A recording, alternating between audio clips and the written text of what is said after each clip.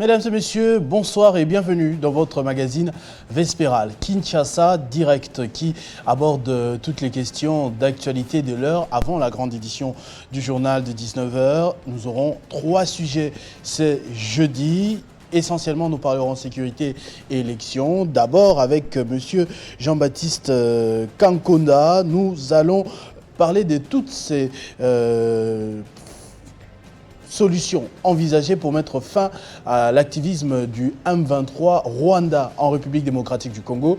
Le week-end dernier, le président de la République était à Luanda avec ses pairs africains, avec qui ils ont parlé notamment d'un probable dialogue encore aujourd'hui avec le Rwanda. Est-ce que cette piste est envisageable? Lui, en tant que cadre de l'Union Sacrée, plateforme politique et électorale qui soutient le deuxième mandat de Félix Tshisekedi, il nous dira ce qu'ils en pensent dans leur camp. Nous parlerons également du M23, mais avec un député de l'Union Sacrée de la Nation, élu de la Tchouapa, honorable Célestin Engelemba. Avec lui, ce sera plutôt l'approche de toutes ces forces étrangères qui se retrouvent sur le territoire congolais. Est-ce qu'il n'y aura pas risque d'affrontement d'ici décembre? J'ai cité la MONUSCO, l'EAC et bientôt Sami DRC, c'est-à-dire la force de la SADC. Comment en interne on s'arrange pour gérer toutes ces armes qui vont se retrouver en même temps, au moins d'ici décembre, sur le territoire congolais? Nous terminerons avec des élections. Monsieur Doli Mwanda, qui est cadre de la dynamique progressiste, va nous parler de leur position. Est-ce que la CENI, le bureau Kadima, arrivera à tenir le pari du délai, c'est-à-dire à moins de 40 jours pratiquement en ce moment? La campagne électorale commence dans un peu moins de 10 jours. Est-ce que la manière dont on est en train d'avancer aboutira à des scrutins le 20 décembre? On l'invite parce qu'il y a encore quelques jours, le candidat Constant Moutamba a écrit officiellement au bureau de la CENI pour savoir si le financement allait bon train pour un processus normal. Nous allons en parler dans ce Kinshasa Direct, mais avant, vous savez, la tradition sur Télé 50, c'est les informations. Et pour ce 19h, nous avons Moïse Tchamala de l'autre côté qui va annoncer les titres qu'aborderont Arlette Boutella à 19h. Bonsoir Christopher Ochokoum et bonsoir à vous mesdames et messieurs, place à l'actualité.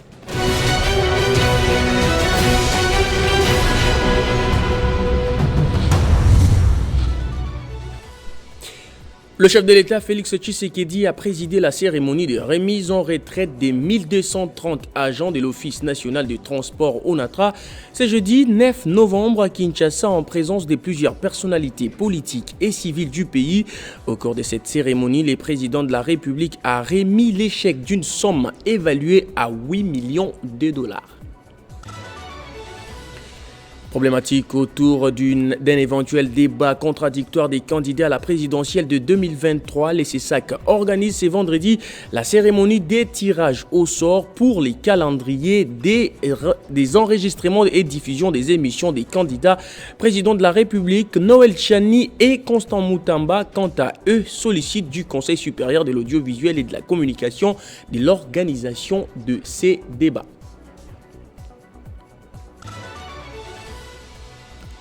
Remise des certificats en intervention criminologique en RDC. 14 personnes venues des institutions publiques ONG ont participé à cette formation organisée à l'école criminologique de l'Université de Kinshasa. Cette 3e édition du séminaire en intervention criminologique a été présidée par le professeur Raoul Kenge, directeur de cette école. Tous ces titres vous seront développés à la grande édition des 19h par Arlette Boutella. Mais entre-temps, Kinshasa Direct, c'est de l'autre côté avec Christopher Ochokoum. Retrouvez toute l'actualité en continu sur www.tele50.cd.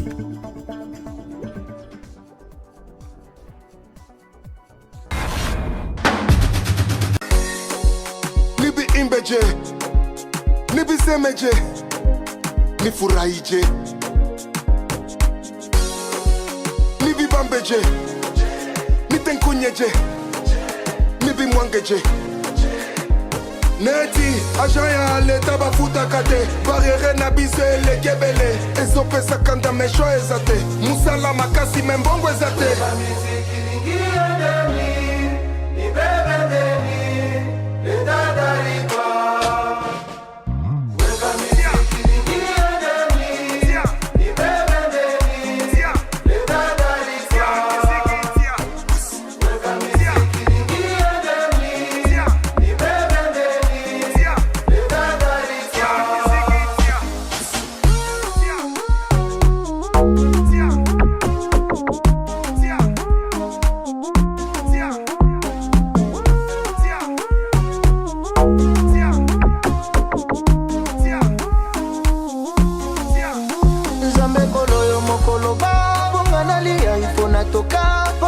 kolia na motoki na ye Nzambe koloyo mokolo ba bonga na liya ifo na toka po moto kolia na motoki na ye Kolo kosakate Neti Ajaya leta bafutaka te Barriere na biso elekebele Ezopesa kanda mesho ezate Musala makasi membongo ezate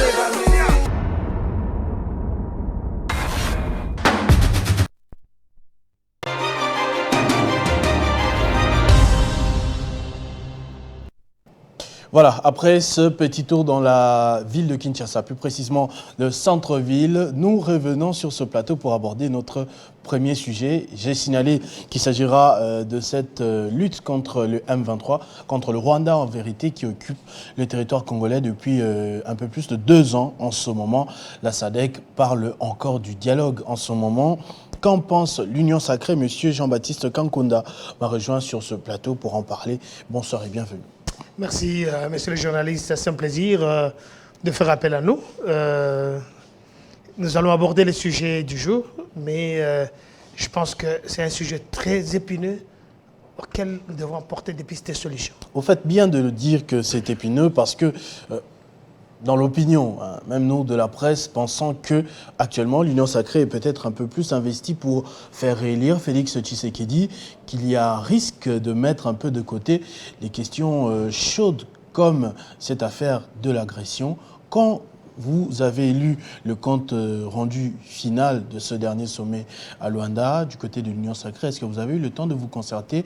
Qu'est-ce que vous en avez pensé? Ce que vous allez dire ce soir, c'est votre avis personnel de Jean-Baptiste Kankunda ou bien c'est une vision, un discours coordonné de l'Union Sacrée de la Nation? Bon, je suis au cadre de l'Union Sacrée, je suis président d'un parti politique qui s'appelle Prenez-nous en charge, qui est dans un grand regroupement qui s'appelle ARENEL, qui est Alliance des réformateurs pour un nouveau leadership.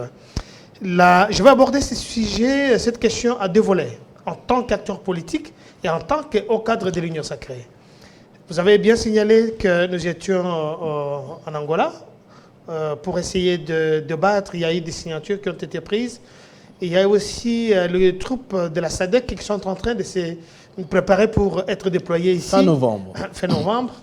Alors, d'abord, en tant que politicien, on doit se poser des questions. Le chef de l'État, juste après élu à la tête de ce grand pays, il avait fait la déclaration de dire que tant que la guerre n'est pas finie, il ne se sentirait pas dans sa peau du président de la République. Et qu'il considérera son mandat comme un échec. Effectivement. Mais jusque-là, le chef n'a pas échoué du tout. Mais parce qu'il y a des... Vous savez, la guerre, nous savons quand est-ce que ça commence. À l'entame, à l'exemple de la Russie et l'Ukraine, je suis aussi spécialiste de la politique internationale. On a pensé que la Russie, vu son pays, donc son ex-pays, parce qu'ils étaient d'abord dans l'URSS, c'est un petit pays qu'ils pouvaient marcher dessus pendant peut-être 2-3 jours et puis terminer. En parlant aussi de la Pologne, qui était les ex-pays de Balkans, de l'URSS, il y a l'Ouzbékistan, le Tadjikistan, tous ces pays-là. Mais on a pensé, la Roumanie aussi, mais on a pensé que la Russie pouvait avoir un morceau facile, donc ils pouvaient le croquer à l'entame. Mais les choses étaient très compliquées, que nous allons maintenant à 1 année et demie de la guerre. Ces petits pays de l'Ukraine, comment ça peut être comme une épine dans son pied? Félix-Antoine Tshisekedi a pris 3 options. La diplomatie, l'armée qui est déjà en train de monter en puissance, et aussi la négociation sur le plan politique. Qu'est-ce qu'elle a fait la première des choses? C'est quoi la différence diplomatie et négociation? Non, je voulais parler de la politique, excuse-moi. Alors, il a essayé d'abord de parler, faire le dialogue, donc sur le plan diplomatique. Il a visité tous les 9 pays avec lesquels nous sommes voisins. Il est allé aussi à l'étranger, ce qui explique aussi beaucoup de voyages. Parce que vous devez savoir qu'avant, personne ne parlait que c'était les Rwandais qui nous attaquaient, c'était le M23. C'était le problème congolais-congolo. Aujourd'hui, les choses ont changé. Tout le monde parle maintenant que c'est le Rwanda qui est chez nous. Effectivement, les troupes rwandaises sont chez nous, parce qu'il n'y a pas très longtemps que vous avez vu, ils ont attaqué la position des Burundais et des Ougandais. Rappelez-vous qu'il y a quelques années plus tard, il y a eu les 2 armées de 2 pays voisins qui se sont affrontés ici chez nous. La Mais guerre nous de Syrie. retrouvons les mêmes armées d'une autre manière qui sont dans des troupes qui sont venues pour nous secourir. Je parle ici de l'EAC. Alors, qu'est-ce qu'il a fait? Il a essayé de parler avec les amis pour leur dire, mais non, nous pouvons, si l'ancien gouvernement ne nous a pas convaincus, s'il y avait on doit essayer de mettre les choses au clair, nous devons essayer d'arrêter tout ça. Ils n'ont pas compris. Ils ont trouvé comme un enfant, le fils à son père, et ils ont continué. Après quelques temps, ils ont continué. Alors, la diplomatie, c'est aussi des grandes puissances qui sont derrière le Rwanda, qui aujourd'hui se rétractent pour dire, ah bon, c'est vrai que c'est le Rwanda qui est à la RDC, raison pour laquelle vous voyez toute la diplomatie du monde, les États-Unis d'Amérique, l'Union européenne, la France et tous d'autres pays qui sont en train de condamner le Rwanda, parce qu'aujourd'hui, les masques sont tombés, nous savons que c'est le Rwanda qui est en train de nous attaquer. Monsieur Jean-Baptiste Mais sur le plan, et la dénonciation ici en interne, le fait que l'on ne parle plus de M23 mais qu'on parle du Rwanda. Et la diplomatie, c'est-à-dire les voyages, les plaidoyers, les lobbying un peu partout dans le monde, semblent ne pas avoir eu raison de cette guerre. Là, en ce moment, je vous parle des images qui font le tour des mondes, des enfants en train de se partager de la bouillie sous la pluie, ça déchire les cœurs. Hein, tous les jours qui passent, il suffit d'entrer sur WhatsApp. Vous allez voir des Congolais en déplacement, là, dans des conditions difficiles. Comment vous pouvez dire que le président n'a pas échoué tant qu'il y a tout ceci? Et surtout, est-ce que l'on doit toujours continuer sur la voie du dialogue ou on doit penser à autre chose? Je suis en train d'analyser sur les trois plans. D'abord, nous étions sur le plan diplomatique. La guerre qui se passe en Ukraine aujourd'hui, entre l'Ukraine et la Russie, vous devez savoir que sur le plan économique, ils collaborent. L'Ukraine vend le céréal à la Russie, tout comme la Russie vend du gaz. Donc, ça, c'est la diplomatie. Nous ne disons pas que nous faisons la même chose avec le Rwanda, parce qu'on ne peut pas couper court toute la diplomatie, bien que vous êtes en guerre, mais vous devez laisser une porte ouverte pour la diplomatie. C'est ce qui est en train de se faire de l'autre côté. Mais ici... Là, aujourd'hui, la RDC dialogue toujours avec le Rwanda? Permettez-moi, j'essaie d'analyser, comme ça je vais répondre à votre question. Je vais prendre le contexte, parce que ce que nous disons, c'est très important. Sur le plan militaire, nous avons une armée qui est en train de monter en puissance, qui n'attend que le go.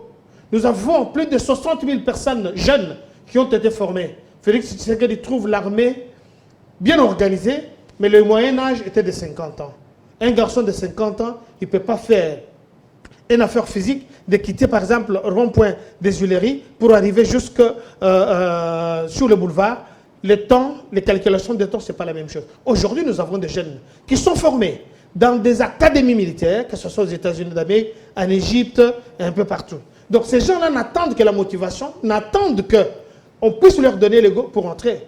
Deuxièmement, nous avons le problème de restaurer cette armée. On n'avait pas d'armes, on n'avait pas de matériel. Aujourd'hui, nous pouvons dire, nous avons des armes sophistiquées.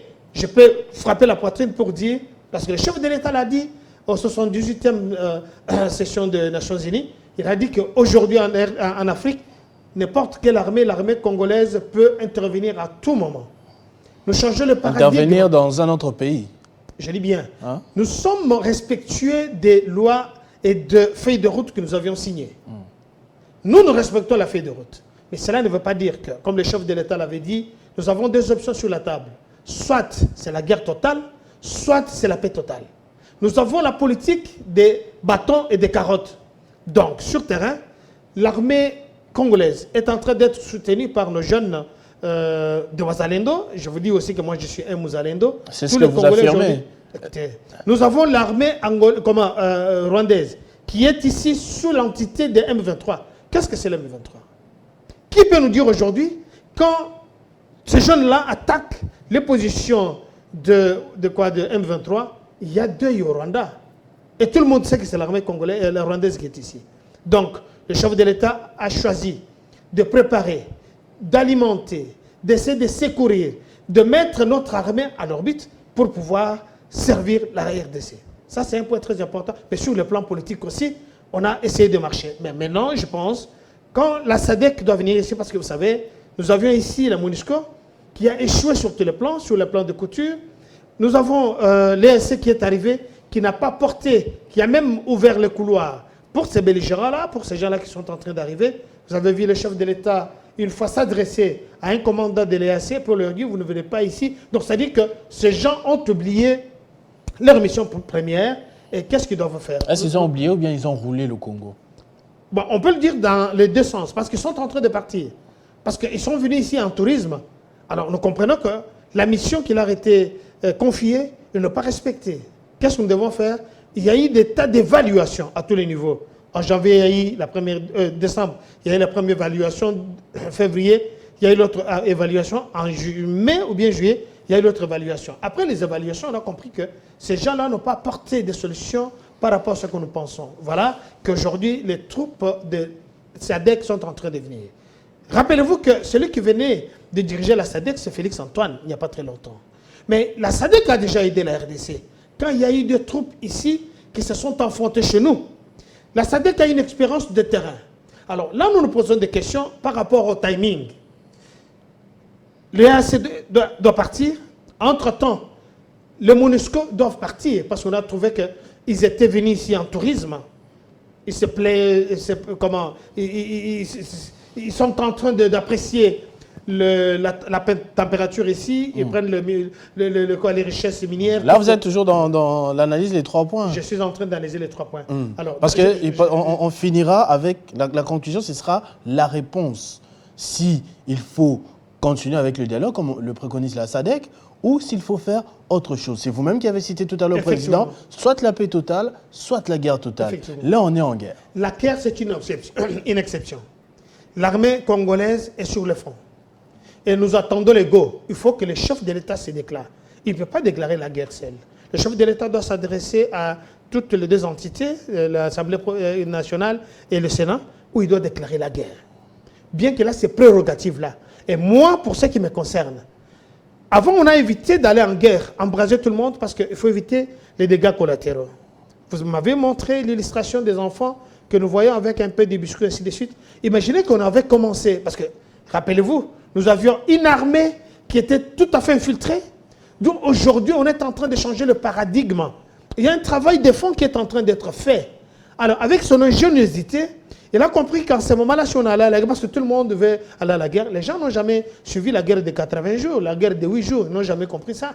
Les bruits de mortier, c'est pourquoi je félicite nos amis, nos frères de l'Est de la République, qui sont aujourd'hui au front, qui se sont mis debout. Et j'ai vu aussi quelques amis, frères de la diaspora, qui sont descendus ici, qui sont allés se faire enrôler pour qu'ils soient des réservistes pour soutenir ce pays. Alors, pour répondre à votre question concrètement, je suis d'accord. Et je demande au chef de l'État, je pense qu'il est temps, enough is enough. Vous êtes d'accord avec? Je suis d'accord pour que l'armée congolaise puisse attaquer le Rwanda. Parce que nous savons qui sont derrière le Rwanda. Nous, on ne peut pas continuer à dialoguer par rapport à ce que la proposition de la SADC. Avant de poursuivre, c'est votre position ou c'est la position de l'Union Sacrée? Je dis que c'est ma position. Votre position de Jean-Baptiste Kankolo. C'est-à-dire, Acteur l'Union Sacrée politique. ne s'est pas encore concertée sur les sujets, vous êtes concentré L'Union pour les Sacrée ne élections. dirige pas la République. Non, mais Il faut faire la part de là, on a quand même, vous donnez quand même des propositions au président de la République. J'ai dit ceci. L'Union Sacrée ne dirige pas la RDC. L'Union Sacrée, c'est une entité Soutient politique, le président de la République. Effectivement. Avec des idées. Mais les idées, c'est ça qu'on est en train de donner. Si vous considérez ça comme la position de l'Union Sacrée, je serais très content, le plus heureux du monde. Parce que le chef de l'État nous écoute. Il y a la possibilité. Regardez, cette guerre qui nous a été imposée dure de plus de 22-23 ans. Mais aujourd'hui, avec l'accélération, avec ce qui se passe sur le terrain, l'RDC, le FARDC gagne le terrain, la SADC, le MONUSCO, tout le monde nous demande de pouvoir dialoguer. Alors quand le FARDC, le Rwanda, était en train d'entrer, quand les M23 prenaient des positions chez nous, ils n'ont jamais demandé que nous puissions dialoguer. Pour ce qui nous concerne, nous demandons au chef de l'État, on a assez dialogué, je pense qu'il est temps qu'on passe à des choses sérieuses. L'armée congolaise, parce que vous-même vous l'avez dit, elle est maintenant à une position où on peut attaquer à tout moment, elle peut intervenir n'importe où en Afrique. Je voudrais que cette armée puisse montrer de quoi elle est capable. Nous avons dans ces pays une armée qui a déjà montré de quoi elle est capable. Nous parlons de Birmanie, nous parlons de Elengesa. Ça, ce sont les endroits où l'armée, ce n'est pas l'histoire. vous devez savoir que nous avons une école de guerre ici. Nous avons EFO Kananga ici. Mais EFO Kananga a formé la majorité des officiers militaires, que ce soit du Rwanda, Ouganda, Burundi, pour ceux qui ne le savent pas. Mais après, bon, sans contredire l'histoire ou sans rire de l'histoire, ce sont des personnes qui ont été peut-être mal récompensées. On a vu à peine le président de la République avec le roi des Belges rencontrer un des derniers héros de guerre. Ici, il vivait dans des conditions très, très misérables, hein, après avoir fait tout ça, Birmanie et tout ce que vous citez là. Monsieur le journaliste, vous avez raté l'occasion de saluer le chef de l'État, parce que c'est le seul qui aujourd'hui, chaque Congolais, dans n'importe quel domaine où il est en train d'émerger, il est en train de les saluer et de les féliciter. On a vu ici avec le jeune Junior Makabou, qui est champion du monde de boxe, on a vu avec son frère, on a vu Papa Wemba hier, qui a été élevé. Il n'y a que lui qui pouvait faire ça. Vous avez bien parlé, parce que EFO n'existait pas. Kitona n'existait pas. Mais vous avez raté l'occasion de féliciter le chef de l'État qui est en train de reconnaître que cette armée mérite mieux. Et là, nous interpellons le ministre de l'économie et des finances. Normalement, dans d'autres pays, je vais prendre cet exemple. Regardez en Égypte, le fonds de l'armée, accrédité à l'armée, est dirigé par le ministre de la Défense. Ce n'est pas le ministre de l'économie, ni du budget. Parce qu'aujourd'hui, nous avons quand même, nous observons un léger retard. Par rapport à l'armée, leurs soldes ne sont pas arrivés. Vous avez ces informations-là? C'est pas secret défense et tout ça? Comment secret défense? À quel moment ça passe et tout? Je dis il y a un léger retard. Mais je demande à ce que nous puissions regarder les bons exemples, parce que nous savons que l'armée égyptienne, elle a montré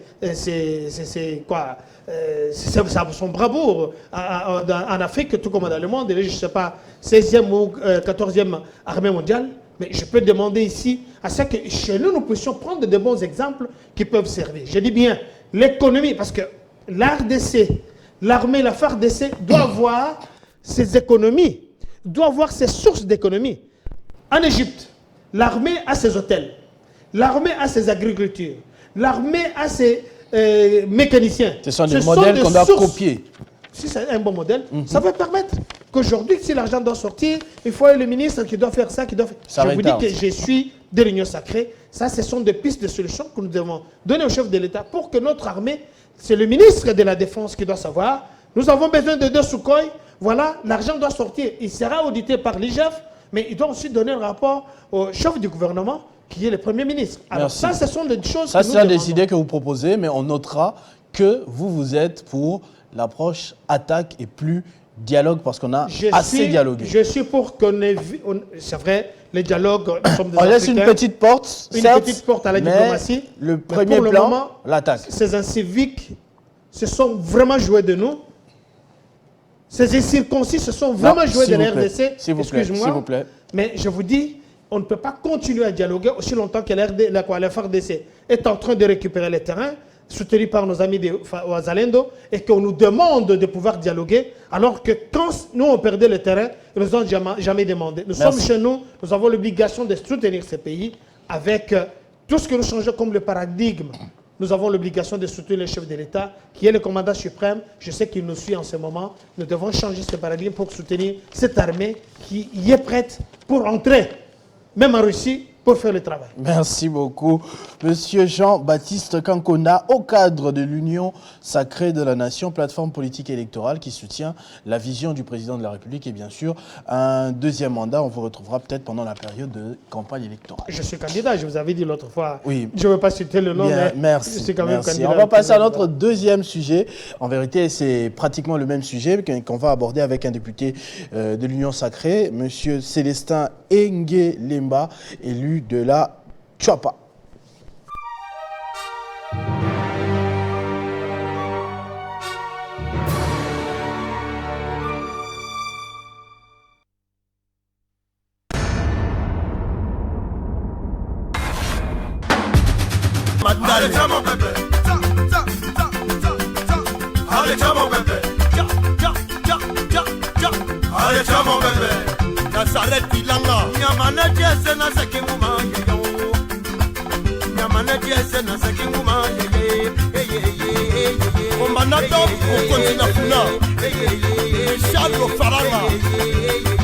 Fabrice Katoufa Mondane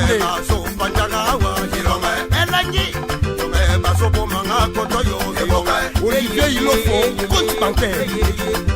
Maître Guilleyo, avocat moneno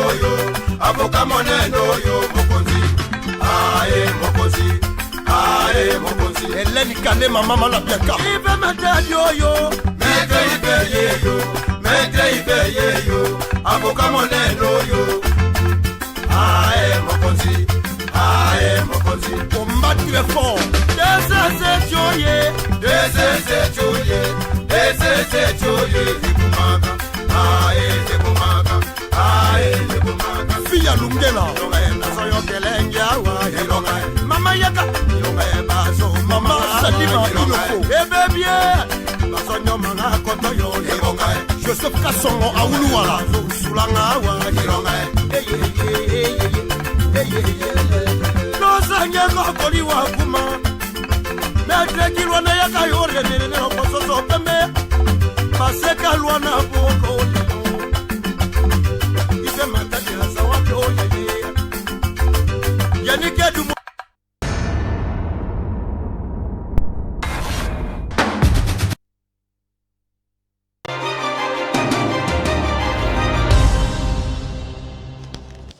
Alors, contrairement à ce que nous avons annoncé tout à l'heure, nous sommes plutôt avec Monsieur Doli Mwanza. Il est membre de la dynamique de progressiste, dirigée par Constant Moutamba, qui est lui-même candidat président de la République. Je remarque que vous faites de la provocation aussi sur votre casquette. Notre caméraman peut-être fera attention pour que ça ne se voie pas, pour nous éviter des problèmes avec l'équipe de Monsieur Christian Bossembe. Bonsoir et bienvenue Monsieur Doli Mwanza. Bonsoir mon ami, bonsoir pour ton invitation. En tout cas, je suis ravi d'être là et pour informer aux Congolais qui nous suivent à ce stade, leur donner quand même notre point de vue en tant que cadre de la DIPRO qui est géré par la personne de Constant Moutamba, que nous avons l'habitude d'appeler le fils de l'homme. C'est lui qui est... Le fils de quel homme? Le fils de l'homme parce qu'il a des idées salvatrices. Mais l'homme serait qui? Si lui c'est le fils, l'homme c'est qui? L'homme c'est Tata Honda, l'homme c'est le fait Etienne Tshisekedi, l'homme c'est Simon Kimbangu, donc il incarne tout. Bon, il incarne les hommes qui ont passé par ces pays et puis qui avaient des bonnes idées pour faire développer ces grands pays qu'est le Congo. Ça, c'est très bien. Merci. En croire votre tenue et votre chapeau qui nous provoque, vous êtes convaincu qu'il y aura bel et bien élection d'ici le 20 décembre? C'est notre souhait à tous, c'est le souhait de tout Congolais. Nous voulons que les élections se tiennent le 20 décembre, quand bien même que la personne du président Kadima nous dérange un peu parce que récemment, les Congolais venaient de suivre à la télé, dans des différentes vidéos, une image du président Kadima qui atteste que jusqu'à la preuve du contraire, le matériel ne sont pas encore au point pour les élections au mois de décembre. Il y a deux communications. Peut-être les images montrent que les matériels en ce moment se trouvent d'abord chez Miro System de l'autre côté, outre-Atlantique. Mais dans son langage, il dit que c'est possible de tenir l'échéance du 20 décembre. C'est notre choix. Avant même d'aller jusque là-bas, qu'est-ce que sous-entendait la lettre de Constant Moutamba quand il parlait de ce probable problème de financement du processus électoral? Le président Constant Moutamba a un œil de cyclone. Il avait compris qu'il y avait bon nombre de choses, parce que jusqu'à la preuve du contraire, nous constatons que les élections telles qu'elles prévues par la loi, la personne de M. Kadima ne nous rassure pas qu'il y aura valablement des élections, raison pour laquelle il avait adressé une lettre à la personne de Kadima pour qu'il puisse éclairer à l'opinion sur la tenue valable des élections. Mais qu'est-ce qui ne vous rassure pas d'abord? Constant Moutamba, il a déjà un numéro. Sur votre casquette, je vois déjà votre numéro. On a publié les listes. Vous savez où vous devrez aller voter. Il y a déjà des affiches partout dans la ville. La CENI fait des caravanes motorisées. On a vu des clips avec des artistes en train de chanter. À quelle heure, de quelle heure? De 6h à 18h, je crois. Le 20 décembre, il faut aller. Vous savez, mon ami, les élections ne se limitent pas à tout ce que vous venez à peine de dire tout à l'heure. Nous voulons du concret. Parce qu'en principe, l'équipe devrait déjà se trouver dans des lieux que la CENI devrait en principe placer ce kit. Jusqu'à la preuve du contraire, nos bases, nos électeurs se trouvant au fin fond de la République du Congo se disent que les élections deviennent de plus en plus hypothétiques parce que jusqu'à la preuve du contraire, les kits ne sont pas placés à la place qu'il fallait. À 40 jours. C'est ça la difficulté que nous connaissons aujourd'hui, raison pour laquelle le président Constant Moutamba avait adressé la lettre à M. Kadima pour qu'il nous éclaire valablement s'il y aura des élections le 20 décembre.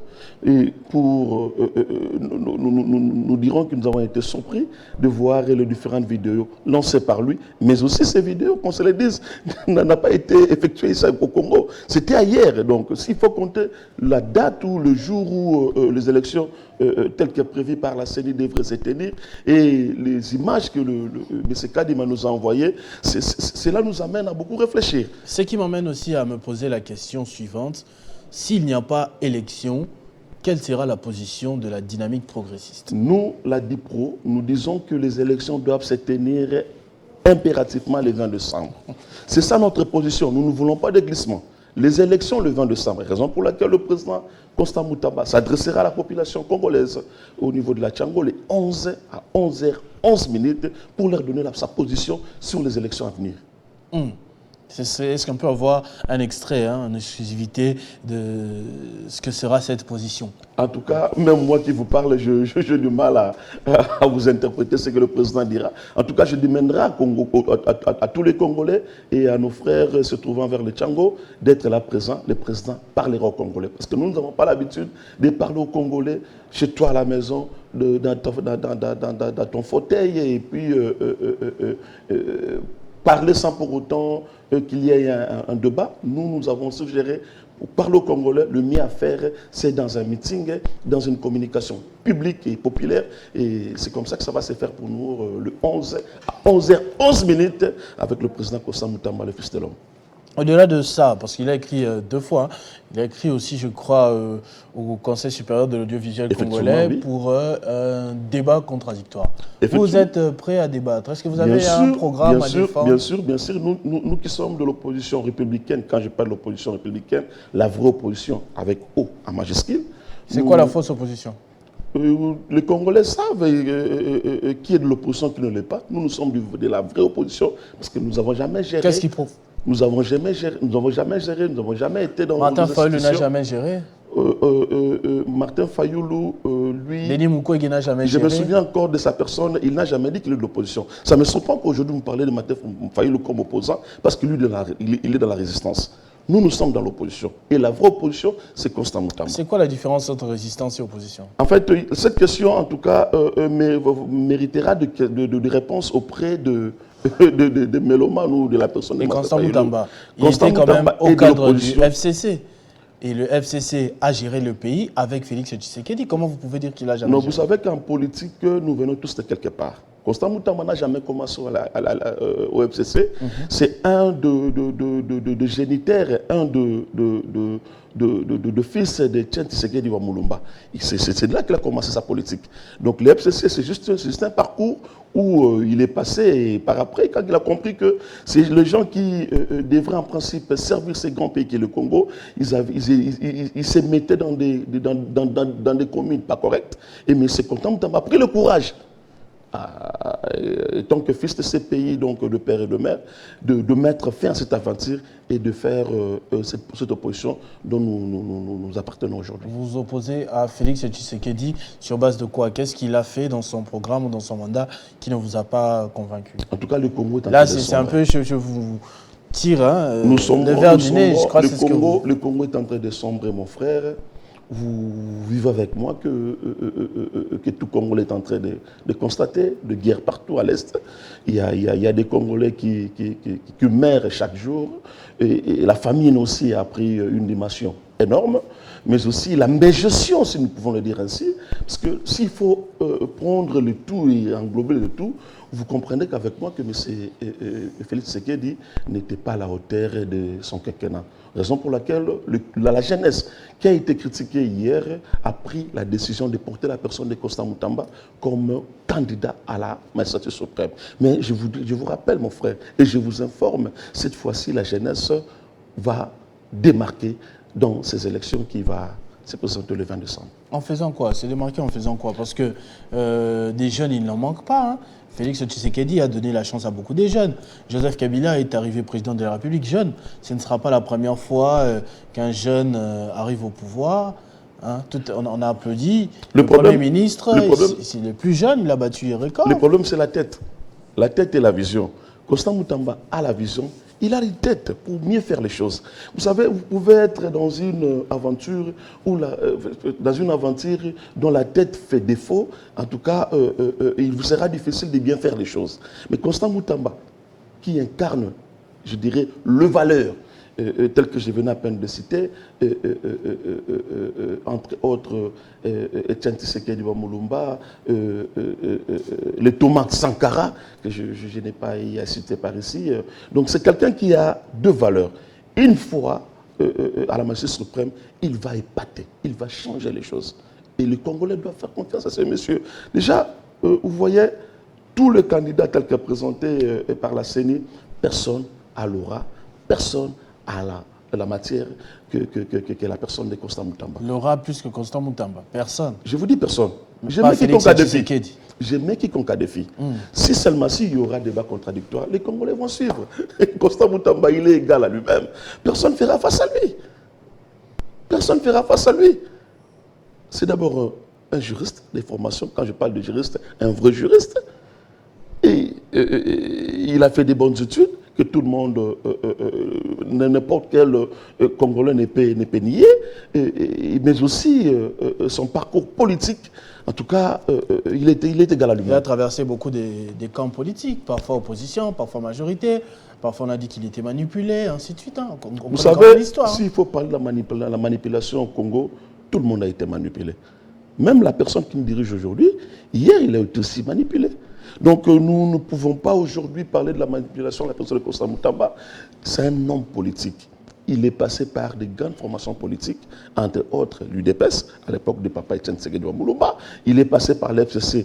Quand il a compris que les choses ne marchaient pas, il a pris le dessus, jeune qu'il est, conséquent, pour dire non à cette aventure de gaillardistes, ces gens-là qui voulaient prendre ce grand pays qui est le Congo en otage et faire la carrière solo telle qu'il lui dirige aujourd'hui la DIPRO avec bon nombre de partis politiques qui renferment cette grande formation politique. C'est donc une très bonne chose de comprendre votre combat. Donc, si je dois bien comprendre, vous êtes aussi optimiste qu'incertain pour les élections de décembre 2023, en tout cas la date du 20. En tout cas, vous avez envie, mais vous doutez un peu. Nous, de la DIPRO, nous disons que les élections doivent se tenir le 20 décembre 2020.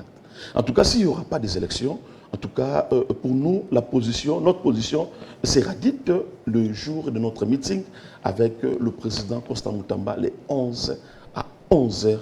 11 minutes, c'est ce jour-là que le président... Ça veut dire quoi, 11 minutes? En tout cas, ça fait partie de ses stratégies. Et, le président Constant Moutamba, c'est quelqu'un qui, je dirais, il est un peu trop surnaturel. Hein. Quand il parle, quand il innove les choses, en tout cas, ça révèle qu'à lui-même de respecter tout ça. Mais pour nous, nous disons que nous serons là, les Congolais vont se présenter le jour de notre meeting pour écouter la personne de Constant Moutamba, et dont nous disons que de bonnes choses seront dites ce jour-là. Ça c'est très bien, monsieur Delis Mwanza. Merci pour nous avoir donné votre position, ou au moins établi au moins le sommaire de ce que sera votre meeting du 11-11-11-11. Donc, du 11-11 à 11-11. 11h11 minutes. Voilà, donc, voilà. C'est fantastique. Donc, c'est quelque chose il y a bon nombre de surprises qui sont réservées ce jour-là. Nous demanderons aux Congolais d'être là présents. Parce que le président va parler. Le président va s'exprimer. Le président va... il sera en communion avec sa population. Donc, imaginez. Ça sera au terrain Bouddha vers la commune d'Indjili. Merci beaucoup, monsieur Delis Mwanza. Merci également à vous d'avoir suivi ce numéro de Kinshasa Direct sur Télé 50. Nous avons reçu 2 invités et on va patienter le temps de suivre les informations de 19h, la grande édition avec Madame Arlette Boutella. Entre-temps, restez fidèles au programme de votre chaîne Télé 50.